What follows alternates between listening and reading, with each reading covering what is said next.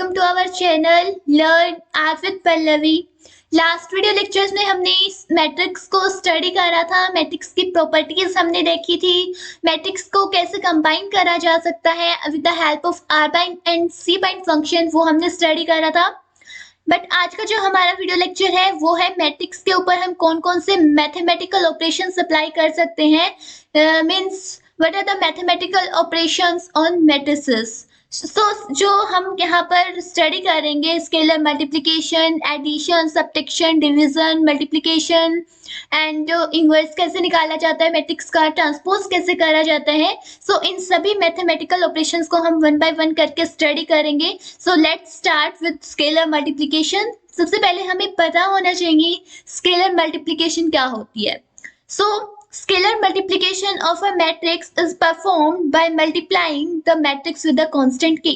Scalar word का मतलब होता है कोई भी कांस्टेंट, यानी किसी मैट्रिक्स को किसी कांस्टेंट से मल्टीप्लाई करना।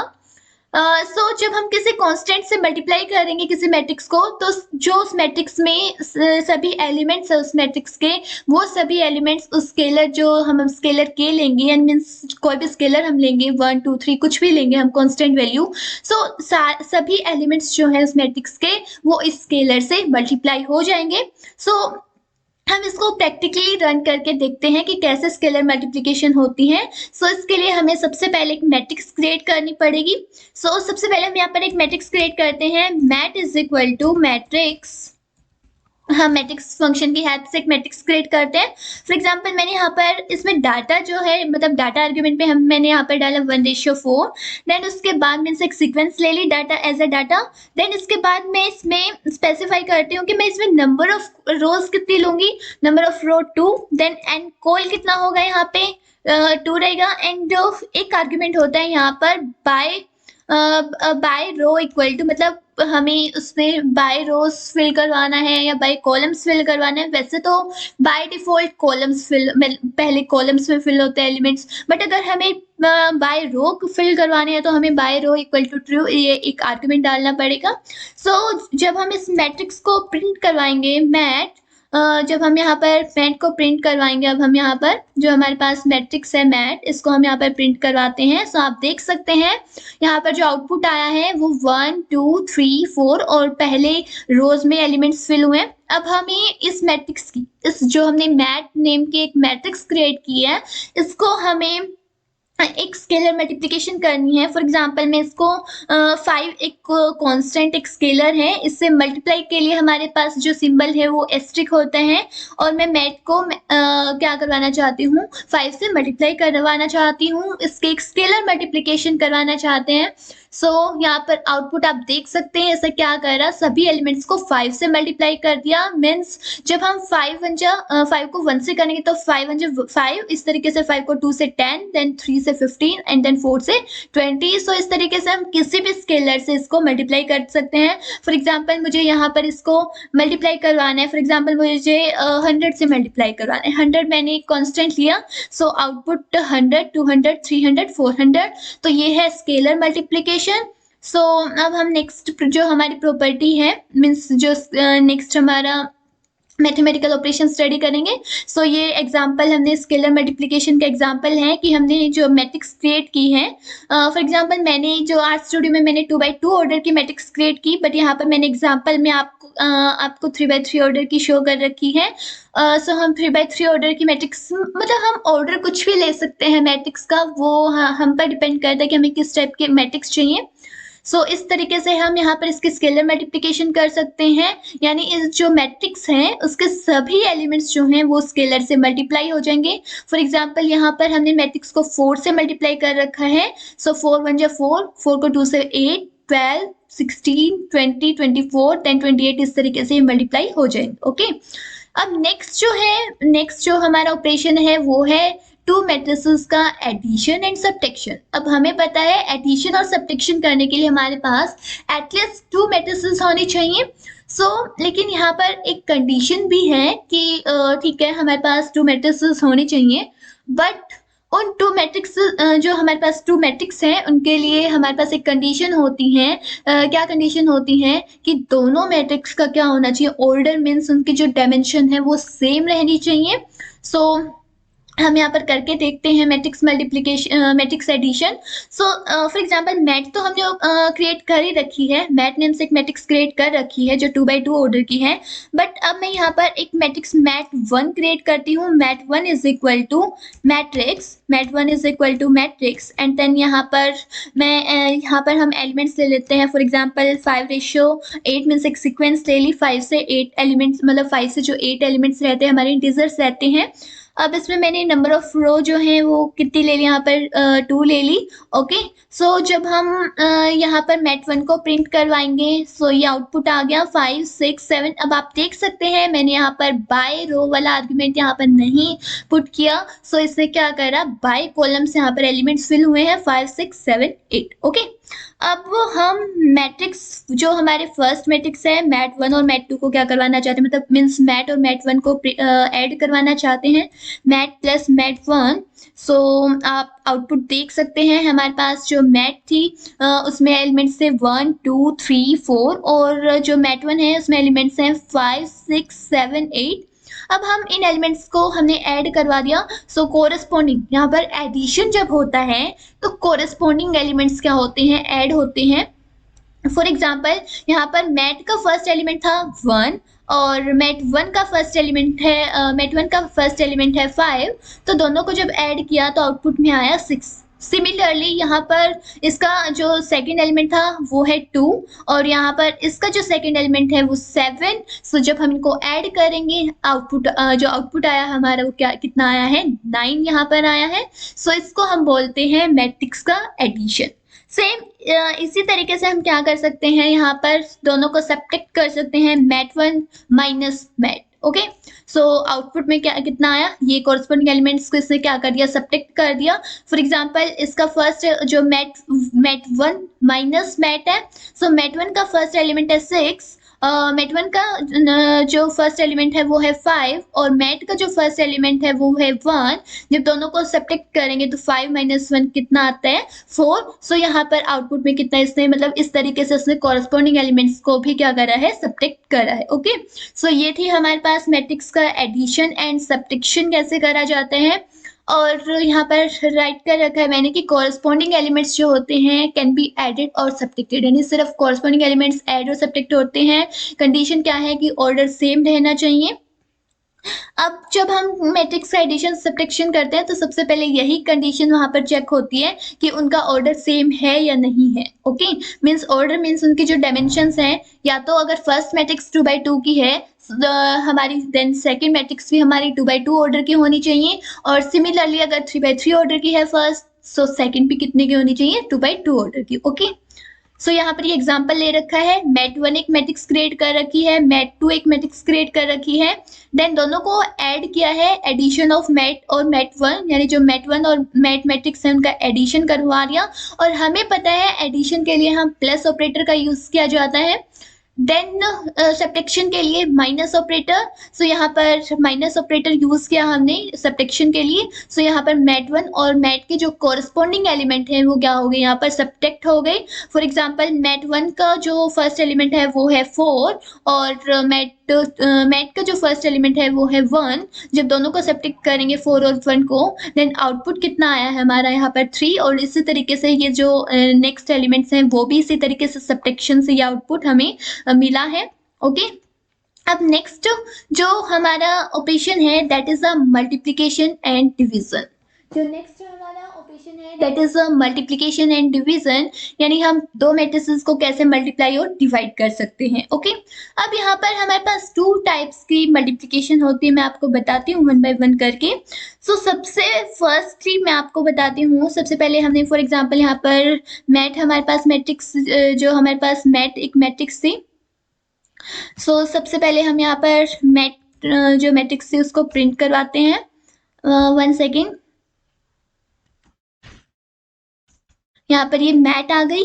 देन मैट 1 को जब हम प्रिंट करवाएंगे सो आउटपुट हमारा कितना आने वाला है, यहाँ पर मैट 1 यहाँ पर आ गई। देन हम यहाँ पर मैट स्टार मीन्स जो हम एस्ट्रिक यूज करते हैं मल्टीप्लिकेशन के लिए, देन मैट 1 दोनों की। अब जो यहाँ पर ये जो स्टार है ये सिंपल मल्टीप्लिकेशन करेगा, मीन्स कोरस्पॉन्डिंग एलिमेंट्स की मल्टीप्लिकेशन करेगा। For example 5 multiply 1 5 multiply 1 5, then 2 multiply 7 14। So इस तरीके से यहाँ पर आउटपुट आने वाला है। सो आप देख सकते हैं 5 14 18 32। यानी जब हम सिंपल एस्टिक सिंबल यूज करते हैं सो ये हमें सिंपल मल्टीप्लिकेशन देता है। इसी तरीके से अगर हमें नेक्स्ट अगर हमें डिवीजन करना है, for example mat 1 divide mat, अगर हमें मैट 1 और मैट को डिवाइड करना है सो आउटपुट में यहाँ पर इससे डिवीजन दे दिया। फॉर एग्जांपल मैट का जो ये एलिमेंट है सेकंड 7 है और मैट 1 का जो मैट 1 का 7 है और मैट का जो सेकंड एलिमेंट है वो है 2। जब दोनों को डिवाइड करेंगे तो आउटपुट आता है 3.5। ओके, सो अब वो एक ये था हमारा सिंपल। इसके लिए भी वही कंडीशन है कि सेम ऑर्डर होना चाहिए दोनों मैट्रिसेस का। बट अब जो हम मैथ्स में जो मैट्रिक्स मल्टीप्लिकेशन स्टडी करते हैं, फॉर एग्जाम्पल अब हम नेक्स्ट देखते हैं। यहाँ पर ये मैंने बता रखा है कि मल्टीप्लिकेशन के लिए एस्टिक सिंबल यूज किया जाता है, डिवीजन के लिए जो ये हमारे पास स्लैश होती है ये यूज की जाती है। ओके, सो ये हमें क्या आउटपुट में हमें क्या मिलता है, जस्ट जो हमारी सिंपल मल्टीप्लिकेशन और डिवीजन होती है कोरस्पॉन्डिंग एलिमेंट्स की। ओके, सो हमने वही मैट और मैट 1 का यहाँ पर मल्टीप्लिकेशन परफॉर्म करके दिखा रखा है। देन मैट 1 और मैट का डिवीजन हमने परफॉर्म कर यहाँ पर शो कर रखा है। ओके, अब नेक्स्ट आ जाता है मैट्रिक्स मल्टीप्लिकेशन, जो हम एक्चुअल में मैथमेटिक्स में हम स्टडी करते हैं मैट्रिसेस की मल्टीप्लिकेशन, जिसके लिए हमारी एक कंडीशन होती है, यानी 2 मैट्रिसेस जो हैं वो मल्टीप्लिकेशन के लिए कंफर्टेबल कब होती हैं, जब जो हमारे पास जो फर्स्ट मैट्रिक्स के कॉलम्स और सेकंड मैट्रिक्स की रोज अगर इक्वल हैं तभी हम मैट्रिक्स मल्टीप्लिकेशन को परफॉर्म कर सकते हैं। यानी ये हमारी कंडीशन रहती है कि फर्स्ट मैट्रिक्स के तो जो है कॉलम्स क्या रहने चाहिए, फर्स्ट मैट्रिक्स के जो कॉलम्स होते हैं और सेकंड मैट्रिक्स की रोज जो है वो इक्वल होनी चाहिए, ये हमारे लिए कंडीशन है। फॉर एग्जाम्पल हम यहाँ पर एक मैट्रिक्स क्रिएट करते हैं, A is equal to matrix. हम यहाँ पर एक मैट्रिक्स क्रिएट करते हैं। फॉर एग्जाम्पल मैंने यहाँ पर जो डाटा लिया है वो 1 से लेकर 9 तक, एंड देन एंड रो यहाँ पर हमने पुट कर दिया 3। ओके, सो जब हम यहाँ पर A को प्रिंट करेंगे ये मैट्रिसेस आ गई। देन मैं नेक्स्ट मैट्रिक्स लेती हूँ B। नेक्स्ट मैट्रिक्स मैंने यहाँ पर ली B is equal to matrix, और यहाँ पर जो डाटा लिया मैंने वो ले लिया 1:12। अब वो हमें पता है कि फर्स्ट के कॉलम, सो फर्स्ट के कॉलम कितने हैं, यहाँ पर फर्स्ट में हमें कितने कॉलम शो हो रहे हैं, 3 कॉलम्स। सो जो सेकंड की रोज होंगी वो भी कितनी रहनी चाहिए, 3 होनी चाहिए। सो यहाँ पर रोज को हम कितना ले लेते हैं, 3 ही रहनी चाहिए। सो जब हम बी को प्रिंट करवाएंगे सो आप देख सकते हैं इसमें कितने रोज हैं, 3 रोज हैं, और फर्स्ट में कितने कॉलम्स हैं, 3 कॉलम्स हैं। इट मीन्स जो ए एंड बी है उसकी मल्टीप्लीकेशन परफॉर्म हो सकती है। बट अब सिंबल क्या रहता है, जैसे सिंपल मल्टीप्लिकेशन के लिए जो सिंबल है वो एस्टिक होता है, बट यहाँ पर जो हमें ये वाली मल्टीप्लिकेशन करनी है, जो हम मैथ्स में मैट्रिसेस की मल्टीप्लिकेशन करते हैं, सो यहाँ पर हमें ए परसेंट स्टार परसेंट, आपको ये जो हमारा मतलब ऑपरेटर है, मीन्स जो है ये सिंबल है, ये याद रखना पड़ेगा कि मैट्रिक्स की मल्टीप्लिकेशन के लिए परसेंट स्टार परसेंट का यूज किया जाता है। सो ए परसेंट स्टार परसेंट बी। सो आप आउटपुट देख सकते हैं, आउटपुट में हमारा क्या आता है, आउटपुट में जो हमारी मैट्रिक्स आती है उसका क्या ऑर्डर रहता है। सो उसका जो ऑर्डर रहता है वो होता है फर्स्ट के जो रोज है, यानी जो फर्स्ट के रोज है वो 3 है हमारे पास, एंड सेकंड के कॉलम्स कितने हैं, 4। सो आप आउटपुट देख सकते हैं यहाँ पर 3/4 ऑर्डर की हमारे पास मैट्रिक्स यहाँ पर मल्टीप्लिकेशन के बाद यहाँ पर रिटर्न की है आउटपुट में। ओके, सो ये था हमारा मैट्रिक्स मल्टीप्लिकेशन का कंसेप्ट। अब नेक्स्ट आ जाता है ट्रांसपोज ऑफ अ मैट्रिक्स, किसी भी मैट्रिक्स का ट्रांसपोज। अब ट्रांसपोज का मीनिंग क्या होता है, ट्रांसपोज का मीनिंग होता है कि इंटरचेंज करना रोज और कॉलम्स को। फॉर एग्जांपल अगर एक मैट्रिक्स का ऑर्डर 3/4 है, सो ट्रांसपोज करने के बाद जो उसका ऑर्डर होगा वो होगा 4/3। मीन्स जो रोज हैं वो कॉलम्स में कन्वर्ट हो जाएंगी और जो कॉलम्स हैं वो रोज में कन्वर्ट हो जाएंगे। सो प्रैक्टिकली हम इसको देखते हैं। फॉर एग्जाम्पल यहाँ पर बी मैट्रिक्स लेते हैं हम, बी मैट्रिक्स में जो रोज हैं वो कितनी है, 3 है, और कॉलम्स कितने हैं, यहाँ पर 4 कॉलम्स हैं। अब मुझे इसका ट्रांसपोज यहाँ पर फाइंड आउट करना है, और याद रखना ट्रांसपोज फाइंड आउट करने के लिए एक इनबिल्ट फंक्शन है army, that is T function. और किसका ट्रांसपोज निकालना है, हमें बी का ट्रांसपोज निकालना है। सो आप आउटपुट देख सकते हैं, पहले 4 कॉलम्स थे बट अब 4 क्या है, रोज हैं, और कॉलम्स कितने हैं, 3 हैं। Okay. So this is the transpose of a matrix. Matrix का ट्रांसपोज यानी ट्रांसपोज करने के लिए हम टी फंक्शन का यूज करते हैं। और ट्रांसपोज का क्या मतलब है, मैट्रिसेस को के रोज और कॉलम्स को इंटरचेंज करना। ओके। अब नेक्स्ट, सो यहाँ पर नेक्स्ट आ जाता है क्रॉस प्रोडक्ट। अब क्रॉस प्रोडक्ट क्या होता है, क्रॉस प्रोडक्ट का मतलब होता है कि एक मैट्रिक्स को उसके ट्रांसपोज के साथ मल्टीप्लाई करना, that is known as a cross product. यानी एक मैट्रिक्स, अगर हमारे पास कोई भी एक मैट्रिक्स है, उस मैट्रिक्स को उसके ट्रांसपोज के साथ मल्टीप्लीकेशन करना, that is known as a cross product. और क्रॉस प्रोडक्ट फाइंड आउट करने के लिए हम एक फंक्शन यूज करते हैं, that is a cross product. Okay. So हम इसको मैथमेटिकली यहाँ पर रन करके देखते हैं, प्रैक्टिकल करके देखते हैं। यहाँ पर फॉर एग्जांपल मुझे बी का क्रॉस प्रोडक्ट निकालना है। सो क्रॉस प्रोड यहाँ पर आ रहा है function cross prod of B, यानी मुझे क्रॉस प्रोडक्ट निकालना है बी का। सो आप आउटपुट देख सकते हैं ये क्या करती है, इसने क्रॉस प्रोडक्ट यहाँ पर रिटर्न कर दिया। मीन्स जो हमारे पास बी मैट्रिक्स थी, उस मैट्रिक्स का उसका जो ट्रांसपोज है उसके साथ मल्टीप्लीकेशन। सो हमारे पास ये बी मैट्रिक्स है, ये बी मैट्रिक्स है, एंड देन ये उसका ट्रांसपोज है। सो उसका क्रॉस प्रोडक्ट निकालने के लिए हमने क्रॉस प्रोडक्ट फंक्शन का यहाँ पर यूज किया है, जो उस मैट्रिक्स को उसके ट्रांसपोज के साथ मल्टीप्लाई करके आउटपुट रिटर्न कर रहा है। ओके। सो ये था क्रॉस प्रोडक्ट का कंसेप्ट। अब नेक्स्ट आ जाता है इनवर्स। अब इनवर्स ऑफ अ मैट्रिक्स के लिए कंडीशन रहती है कि मैट्रिक्स जो है must be a non singular matrix. अब सिंगुलर नॉन सिंगुलर क्या होता है, सिंगुलर मैट्रिक्स वो होती है जिसका डिटर्मिनेंट क्या होता है, जिसका डिटर्मिनेंट जीरो होता है। और नॉन सिंगुलर मैट्रिक्स क्या होती है, जिसका डिटर्मिनेंट जीरो नहीं होता। ओके। सो हमारे पास क्या कंडीशन है कि मैट्रिक्स नॉन सिंगुलर होनी चाहिए, मीन्स इसका जो डिटर्मिनेंट है कैन नॉट बी जीरो, यानी उसका डिटर्मिनेंट जीरो नहीं होना चाहिए, otherwise it will show error. वरना क्या आएगी, यहाँ पर हमें एरर जनरेट कर देगा आर स्टूडियो। सो यहाँ पर कंडीशन राइट कर रखी है ए डिटर्मिनेंट के लिए ये साइन रहता है, A determinant is not equal to zero. और नेक्स्ट कंडीशन क्या है कि मैट्रिक्स एक स्क्वायर मैट्रिक्स होनी चाहिए, क्योंकि इनवर्स हमेशा एक स्क्वायर मैट्रिक्स का ही एग्जिस्ट करता है। और वो स्क्वायर मैट्रिक्स क्या होनी चाहिए, नॉन सिंगुलर होनी चाहिए। और अब नेक्स्ट आ जाता है कि फंक्शन क्या यूज करेंगे हम इनवर्स निकालने के लिए। जैसे हम ट्रांसपोज निकालने के लिए टी फंक्शन यूज कर रहे थे, क्रॉस प्रोडक्ट निकालने के लिए क्रॉस प्रोडक्ट फंक्शन यूज कर रहे थे, वैसे ही सिंपल मल्टीप्लिकेशन डिवीजन के लिए हम स्टार और एस्ट्रिक का यूज कर रहे थे। ओके। सो अब हमारे पास आ जाता है कि किसी भी मैट्रिक्स का इनवर्स कैसे निकालें हम। फॉर एग्जाम्पल ए जो है हमारे पास, लेट अस सपोज हम एक मैट्रिक्स क्रिएट करते हैं, मैट इज इक्वल टू, और यहाँ पर मैट्रिक्स एंड देन इसमें हम जो डाटा है वो ले लेते हैं एक वेक्टर, एज अ वेक्टर की फॉर्म में हम यहाँ पर डाटा ले लेते हैं। फॉर एग्जांपल रैंडमली मैं कोई भी एलिमेंट्स ले लेती हूँ यहाँ पे। हमें यहाँ पर फॉर एग्जांपल मुझे यहाँ पर सिर्फ 2x2 ऑर्डर की एक मैट्रिक्स क्रिएट करनी है, एंड देन इसमें नंबर ऑफ रो एंड रो यहाँ पर हम राइट कर देते हैं कितने होने चाहिए, नंबर ऑफ रोज 2 होनी चाहिए। सो जब हम यहाँ पर मैट को प्रिंट करवाएंगे, जब हम यहाँ पर मैट को प्रिंट करवाएंगे, सो आउटपुट क्या आएगा। जब हम यहाँ मैट को मैंने प्रिंट करवाया, अब मुझे मैट का इनवर्स निकालना है, सोल्व मैट मीन्स मैट्रिक्स को सॉल्व करना मीन्स उसका इनवर्स निकालना है। सो आप देख सकते हैं इसका इनवर्स कितना है, सॉल्व करने पर इसका ये क्या आया है, inverse of the matrix. Okay. अब नेक्स्ट आ जाते हैं, वैसे इनवर्स का फॉर्मूला क्या होता है, एडजॉइंट ऑफ जो हमारे पास मैट्रिक्स है उसका adjoint divided by its determinant, that is the inverse of a matrix. Okay. So सबसे पहले यहाँ पर भी एक मैट्रिक्स क्रिएट कर रखी है, जिसमें हमने यहाँ पर एक इनपुट वेक्टर ले रखा है, मीन्स एक डाटा ले रखा है, एंड देन यहाँ पर number of row 3, number of column 3, क्योंकि हमारे पास इनवर्स निकालने के लिए जो मैट्रिक्स है वो क्या होनी चाहिए, नॉन सिंगुलर और स्क्वायर मैट्रिक्स होनी चाहिए। देन उसका यहाँ पर इनवर्स फाइंड आउट कर रखा है। Okay.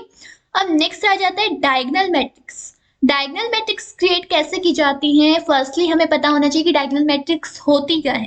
So diagonal matrix, a matrix is said to be diagonal. एक मैट्रिक्स डायगोनल कब होती है, जब उसके जो सभी नॉन डायगोनल एलिमेंट्स होते हैं वो क्या होने चाहिए, जीरो होने चाहिए, और डायगोनल एलिमेंट्स क्या होने चाहिए, नॉन जीरो होने चाहिए। So let us take an example.